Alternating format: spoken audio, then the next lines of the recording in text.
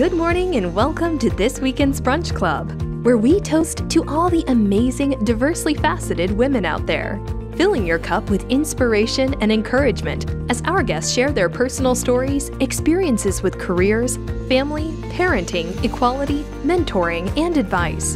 The Brunch Club is where we raise a glass and champion female talent and leadership everywhere, and where sparkling is always encouraged. Now, here is your host, Rachel Swoboda. Hi, I am Rachel Swoboda. Welcome to this episode of The Brunch Club. We're here at Christina Waby's beautiful studio in Laguna Beach, where she will take headshots and portraits to make you look like your absolute best self. You can also see her for a boudoir, which I recently did, and it was an amazing experience. She is absolutely the best. So shout out to Christina. And I want to introduce you to our guest for this week. So Kimberly Lou is somebody who I recently met through a friend of a friend. And some of the guests that come on the show, you guys, I mean, I know them really well. I've known them for years. And I just recently met you. So you're going to get to know Kimberly at the same time I'm getting to know her. So it's like being on a first date. That's right. Okay, so Those awkward questions. Yeah. So, you know, where do you live? No, just kidding. Yeah. Although she did just say something that I thought was kind of awesome. You were like, yeah, I just went for a run. And this is what my hair looks like. I was like, okay. This would have been hours at the salon for me, but okay. That's funny. Well, you know, I was on my way here and I was like, okay, I have to stop into the nearest Starbucks, get my little coffee, and put my falsies on and my shoes and my high heels because I was wearing tennis shoes and my gym attire. Well, okay. You look like you've been preparing all day. You look amazing. Thank you. She just comes in. And That's called setting an intention. Yes. Being efficient, making sure you get the job done. Okay, and I think that you were the right person to tell us all about that because a mutual friend of ours who I know through Mater Dei, because I went to Mater Dei. Okay. Go Monarchs. And we were having drinks at Gulfstream earlier this week, and she was just like, okay, I love her. I love her too, right? She's just so fun. I told her she has to come on the show. Yes, she does. Jeannie, you have to come on the show. Come on. Oh, yeah, you have to do this. But she was telling me a little bit about your story and all the amazing things that you're doing and the book. And I then immediately was like, oh, I'm going on to Instagram. Like, I have to find out all about you. Oh, my goodness. I was like, okay, now I'm really excited, like, to talk to you, to get to know you, and to introduce you to everybody that follows the show, because I think they're going to really benefit. Oh, my goodness. I'm just so happy to be here. And any friend of Jeannie is a friend of mine. Oh, seriously. Nice. She's like, can you do this for my friend, Keelan?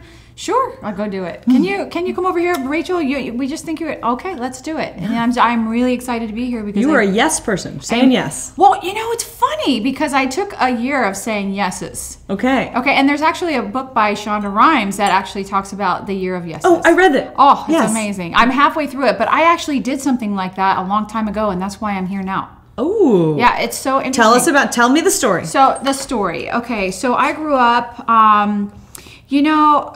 I'm just going to get deep. Yes, okay. So I don't know as many people have had the kind of past I've had and lived to survive it and live to tell about it.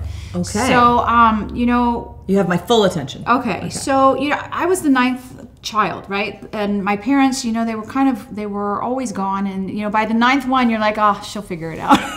Really? Wow.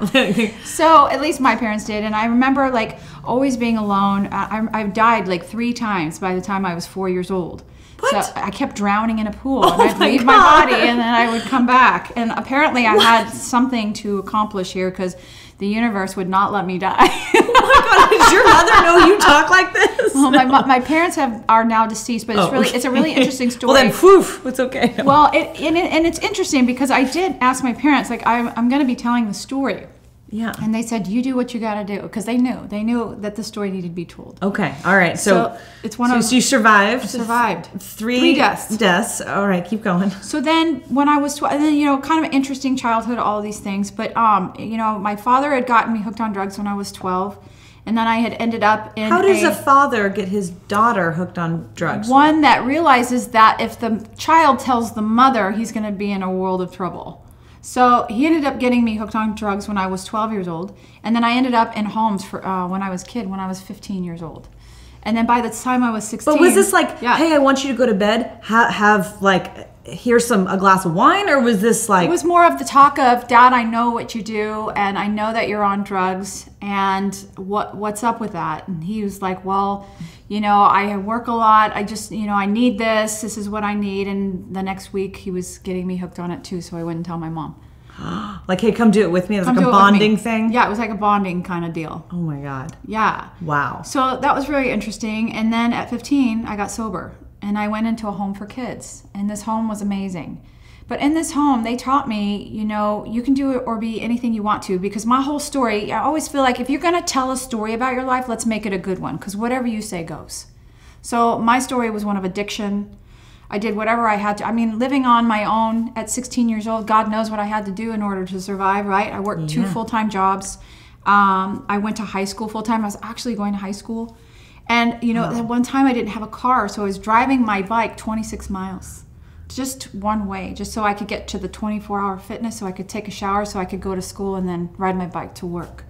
You know, so and this is when you were 16. When I was 16. But what 16-year-old does that? You were determined. I didn't want to go home. I didn't want to go home. Wow. I didn't want to go home. So the addiction at home with your dad, like, continued to escalate and get worse. And worse until I ended up in this home. Okay. Wow. But my whole belief system was, I'm not lovable, and the world is against me. The world is very punishing. So that's what I attracted over and over and over again. When you say you attracted it? Through relationships, through business partnerships, I'm telling you right now, relationships, I would attract the same man, different face, different name, same experiences over and over and over again. And I woke up one day thinking, who is the common denominator in this story? How old were you when you were having this realization? Well, not at 16. Okay, because I'm like, wait a minute. Not at 16. At 16, I was just surviving. I lived in a tree, literally a tree house. And I would take showers at 24-hour fitness. They gifted me a free membership there, and I would go and take showers. Oh my God. And get ready there. And then What state were you living in? I was living in, it was Desert Hot Springs, so near Palm Springs. Yeah. So from Desert Hot Springs to Palm Springs, I would ride my bike. Oh my God. And then, but it's hot out there. It's 120 degrees. So I would leave at like 5 o'clock in the morning. Wow. And I would get to the gym, take a shower, ride my bike over near Cathedral City, and go to school for the day. And then I'd get out of school, and then I would go to my little airy-fairy job, which was, I think, Cinemark movie theaters. It was the dollar movie theater. Oh my God.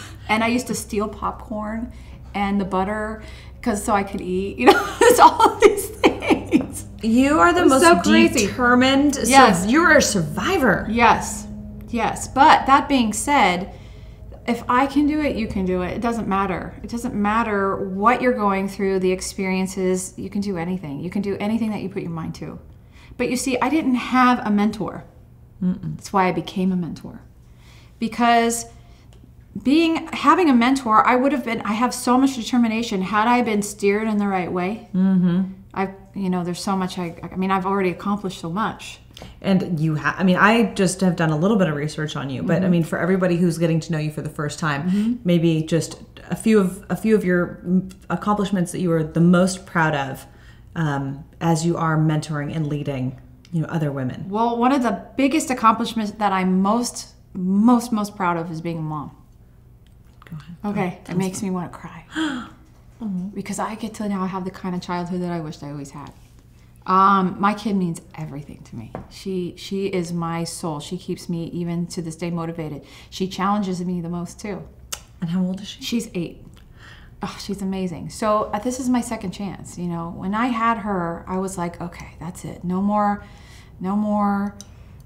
bad relationships. No more anything. We're done. She doesn't know her father. I left him at 3 months pregnant, and I was like, okay, I'm done. And it just turned my life around. And I was a coach for other people. I've always been doing this since I was 3. I was my mom's therapist in school. Even with everything, I was on the yearbook committee, and I was also the school counselor. And then I also donated my time to kids who were on drugs at Canyon Springs Hospital 3 days a week. At 16 years old, writing speeches. You have a generous, giving spirit. I've always been giving. That's been my gift and my curse. Wow. Yeah. So my daughter is 9. Uh-huh. So, and her father and I got divorced.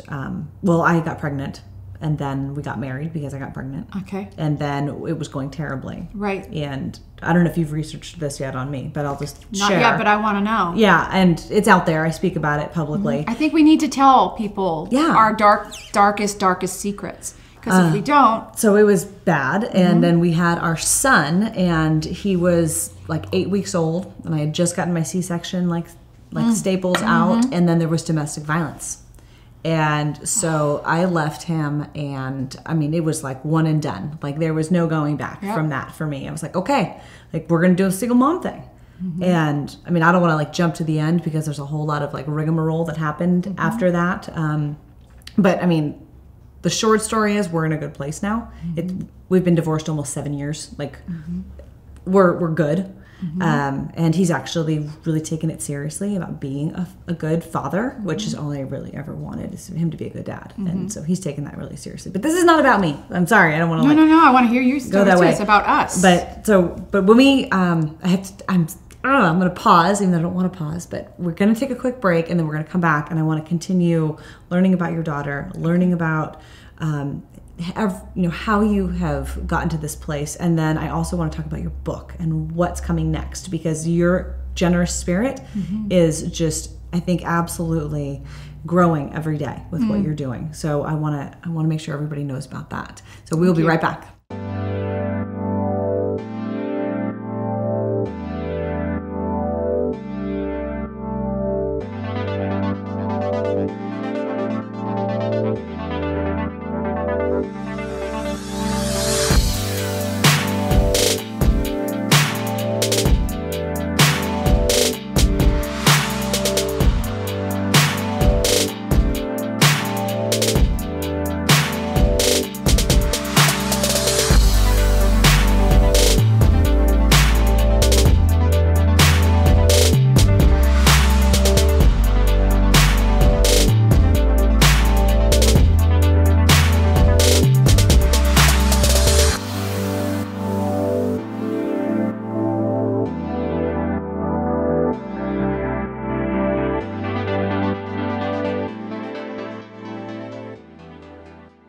Welcome back. And when we left off, I had just shared a little anecdotal story, but I want you to stay in the hot seat a little bit longer and keep talking about what you're doing with your daughter and what you're doing with your company and your business and where it's all going. Well, you know what's really funny with my daughter? I have this little story to tell. It's actually kind of cool. I remember taking her to America's Got Talent, and she was sitting actually in the front row, right next to Howie. It was Summer, that's my daughter's name, Howie's bodyguard, Howie, and then all the other judges. And so she was like having a good time, and all of a sudden she watches this other child and her mother go take a picture with Howie, and then I could see her little lip going out. And I said to her, Summer, what's the matter? I go, are you jealous? And she goes, yeah, she gets to take a picture, and I really just want Howie's attention. And I go, honey, okay, you can feel jealous. How's that working for you? And she goes, not good. And I go, yeah, you don't feel good, do you? I said, or you could be happy for her. And you can also get clear on what you want and set the intention and give it to the angels. We always talk to angels. And she says, well, I said, what do you want? She goes, I want Howie's attention. And I said, okay, well, set the intention and turn it over. Okay. So 2 minutes later, the MC comes up to her and calls her up. Now Howie's looking at her. All the judges: Simon, Terry, Julia, every single person, and 4,000 people. Oh my God! So he's now talking to her, and now she's getting to interact with the judges. She gets to have all these different things. And I thought, that's my kid. She just manifested that in 2 minutes. What do I want?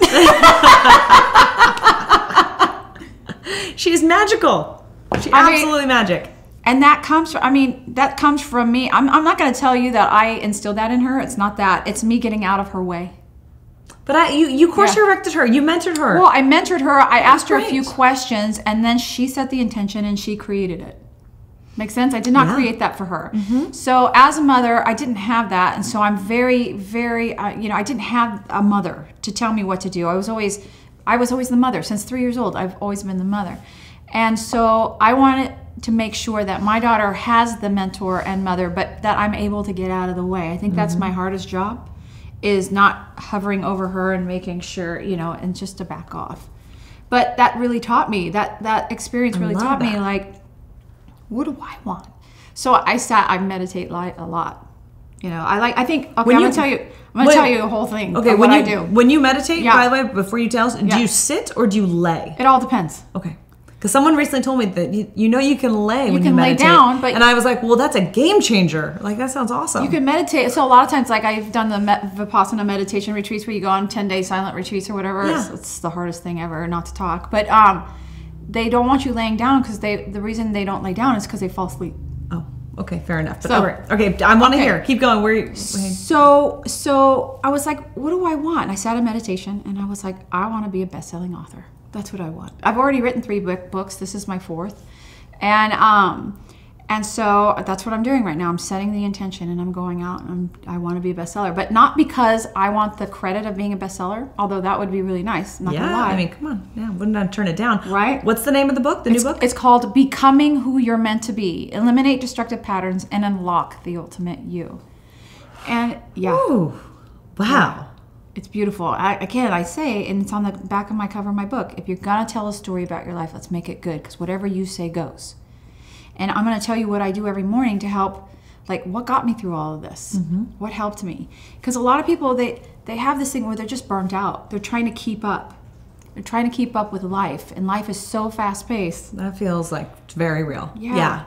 But a lot of it is our thoughts spinning in our mind, and we don't have the energy because our belief system since childhood is the very thing running our lives. So, for example, I say to you, Rachel, I'm gonna take you on a vacation. Don't worry about anything. Just get in my car. So you get in my car. Okay. You sit back. You just relax, and then I get in the back seat with you, and you say, Kim, who's gonna drive the car? And I say, don't worry, I have it all covered. My 6-year-old daughter is going to drive the car, and she's going to take us wherever we want to go. If you're any sane person, what would you say? I'd laugh. I'd be like, crazy? There's no way. Okay. So our inner children are driving our life. So we have to get the death grip. And I remember one of my clients saying, my inner child has a death grip and I can't get it off. And I said, that's okay. Just take your hands, put them underneath hers, get them off, and take the steering wheel. Put her in the back, give her some love, because she needs some love, or whoever's looking at this, watching this video. Sit in the back seat, buckle her in so that now you can drive your life. And that has been a metaphor, because our inner child, whatever it is, it created a story. I'm not, and the world is. For me, it wasn't, I'm not lovable. I'm not capable, and the world is punishing. So I kept creating that over and over and over again, and I kept sabotaging my success and sabotaging and sabotaging. And finally I said, why am I sabotaging? And I realized that because of all the abuse, I'm an extreme introvert, believe it or not. So I hide. So I would just go right below the radar. Just enough to make enough money to survive, but not enough to be known and seen. Wow. And finally I said, that's done now. I'm done. And that was my year of yeses. So I just started saying yes, yes, yes, yes, yes, yes. And I got attacked. I did. And attacked how? I got attacked. Like, people found dirt on me from when I was 16, 18 years old, and people were seeing that I was doing really well, and they became very jealous. And of course, I drew this in. I drew it in, right, from the energy that I hold. I'm gonna tell you really quick. So if I'm a dog, and if you go up to a dog and you're fearful, what's gonna happen? And try to pet it. Oh yeah, it's gonna bite you. Yeah. So if I'm calm and I'm going up to that same dog, what's gonna happen? It's gonna be fine. It's gonna be fine. So I had this energy that I'm gonna be attacked. So what happened? I was attacked. Oh, it was painful. And they brought up rumors which were all true. But that's okay if you can own it. And I own it. Yeah. But they were all true. And it got to my daughter's school. And it got everywhere. And then it blew over, and then it was okay. And then you made it through. You survived. I survived. Yeah. I went through the darkest time, my deepest, darkest secret, which was exposed for everyone to see, and now nobody had anything on me anymore. done. You were able to let it go. I was able to let it go, and that girl who did that was I could give her a hug and a kiss. Yeah. It's not even a problem. You know, I actually have said that I should thank my ex-husband. Yeah. Because what he did actually made me a much braver, stronger, more capable person. Yes. Whatever that like self-doubt was that used to exist after I was like, I made it through that. Thank you for teaching me that I'm actually strong and I can get through anything. Get through anything. And I think life, and I always hear Rachel Hollis say this, and I love her. She's one of my favorite people. Okay, everyone that comes on the show loves her. Yeah, I should call her. You should call her because she's amazing. But she says life happens for us, not to us. And that is the truth. Life happens for us. What did we come in here? I came in here performing the gifts that I'm doing now. I've been doing it since I was 3. Yeah. So if people, it's like, what's my purpose? I don't know. I'm like, what did you do as a kid naturally? What did you do? Did you play team sports? If so, go work for a corporation. If you played solo sports, you might be better off as an entrepreneur. Whatever you are meant to do is what you've been doing since childhood. I love that. And I also love what you said about manifesting out into the universe what you want. What do you want? And putting it out there. And I recently started thinking about what kind of like person I want to be in like little micro moments. Like, I know this is going to sound silly, but I think the little things matter because they're little building blocks of who you are in a bigger way. Like, I want to be the type of person that's organized enough to remember to take vitamins in the morning. Right. Like, okay, or I want to go to bed on time. Like, those little things ultimately are going to set me up for wherever I'm going in the future, which I actually haven't been able to manifest exactly where that's going yet, but I'm going to read your book. I'm going to tell you why. I'll get back to you. Good. Get back to that because most people don't know what they want. So the good news is you know what you want. That's really good. 99%. When I talk to people and they come into, I just want to feel better. Well, what does that look like for you? Yeah. So you know you want to go to bed on time and that you want to take vitamins and all that stuff. Yeah. But let me ask you, why do you want it? See, that's the part that I haven't gotten to yet. So why? But I'm going on a retreat. I think this is probably. Why go on a retreat? You can solve it in 5 minutes right here. Oh, right okay. Now. All right. Why do you want it? Why do you want to get more sleep? Or is it okay if we go? We totally can. Okay, yeah, it's what we should be able to do on this show. Because really, the number one thing is it's not knowing what, it's knowing why. Why is what's going to get you up early in the morning. It's what gets me up at 4 o'clock every morning so I can go and do my hour of power, which I'll share with you what I do, and then to do my writing for an hour every day. What's the hour of power? Oh, I'm going to tell you in the end. So you have to stay tuned. You have to watch all the way to the end, and then like and subscribe this video. Oh my God! Maybe we shouldn't down below. Maybe we shouldn't tell them, and just they're gonna have to like reach out to you. Yeah, because I'm getting like feverish waves from in the back that we're supposed to wrap it up. Okay, got it. We have to wrap it up. So tell them or don't tell them. Okay, so I'll tell them a little bit. Okay. So that being said, I like how you got out of the why. I totally did. I was like, I don't know, but I'm sweating profusely. I don't know. Our power every morning. I wake up. I read something inspirational. I write. I meditate. I take 5 minutes, 5 minutes, 5 minutes. It takes me 15 minutes a day because, again, in the beginning in the morning, the first hour is gold, so you want to use it wisely. Ooh. It's that golden hour. Okay. When you wake up, set the intentions, plant the seeds. Then I've got to move my body. So we got to move my body 30 minutes a day. And, a lot of times we're already burnt out, so people start this kick your butt program, they're just going to burn out even more and quit. So gentle movement. Go for a walk. Go do some cardio. Do mild weights, but nothing too rigorous. So now you've gotten your mind, your body, both moving in the morning. And then I go and I eat nutrient-dense foods. Now, I would always say, would you, and let me know if I need to wrap it up, would you put sugar, caffeine, or alcohol in a rocket ship right before you're going to send it to the moon in the fuel tank? Probably not. Probably not. Yeah. So the same, it doesn't mean don't have these things. Look, we're drinking our coffee and we've had wine, all these different things. But we want to do it in, 20% and 80% nutrient-dense foods. We need to be able to feed our body proteins, fat and some emulsifier. Most people stay away from fats. Fats draws in nutrients. It lasts longer throughout the day. So it's very, very important. I'm a fan of the keto diet. Yeah, I like keto. I like keto, but I like a little bit of fruit too so my brain can operate because keto sometimes I'm tired. Yeah, I did it really solidly for like a year, and then I kind of, got more generous with, yeah, letting good. the rest of it go. But anyways, yeah. And then most importantly, if you are having issues, go get mental health. Get a practitioner that can help you with that, because it's a big deal. Or hire an integrative life mentor like me. I think you guys should. And please tell everybody where to contact you. And then I think we'll probably end it here, but maybe we'll do like a quick follow up on the why, because I don't want to like leave everybody hanging on that. But tell everybody where they can contact you and where they can follow you and watch you and learn from you. Just go to KimberlyLou.com. I have all my resources, all my social medias on there with Instagram, YouTube videos, all free resources. I have online courses, and of course the book, Becoming Who You're Meant to Be, Eliminate Destructive Patterns, and Unlock the Ultimate You. And you can get it on Amazon. All right. Thanks for joining us this week on The Brunch Club. Bye. Thanks for stopping by the Brunch Club. It's been our pleasure to share this time with you. We look forward to bringing you more sparkling inspiration next weekend. If you have feedback, topics, or want to nominate someone to be a guest on the show, please reach out to us at rachel@sundaybrunchagency.com. Cheers!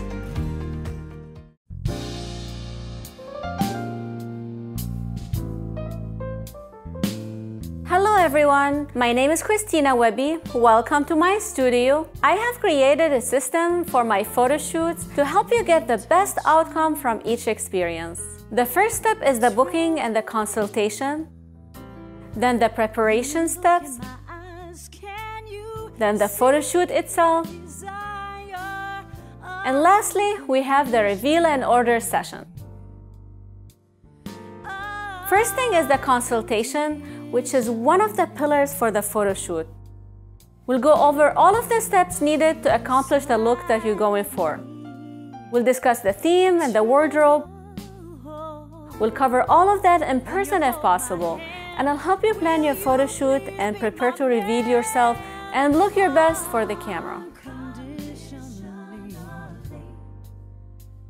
After the consultation, I'll hand you my welcome guide. This guide is very important to prepare you for the experience.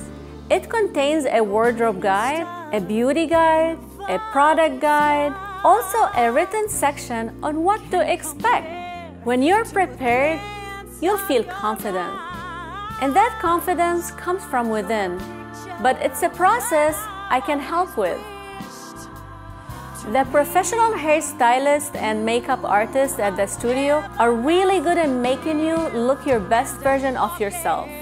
10 days after the photo shoot, you'll come back to the studio for your reveal session. This session is when you see your printed and matted photos on the wall for the first time. This session is where you decide which photos you love and you want to take home. Feeling confident and beautiful isn't something that pops up in front of the camera. The consultation and the preparation, the wardrobe session and the beauty guide, and everything you do prepares you for the experience. This photo shoot will help you own your femininity because it's a very personal experience and it teaches you about yourself. Photo shoots are very important because it reminds you of how beautiful you are. Your beauty is not in your lips or in your arms, it's in the way you look at people. It's in the way you reveal yourself and allow yourself to be viewed and seen with confidence, with power, and with grace. I am inviting you to a personalized photo shoot at the studio with me. It is so much fun. So let's do this.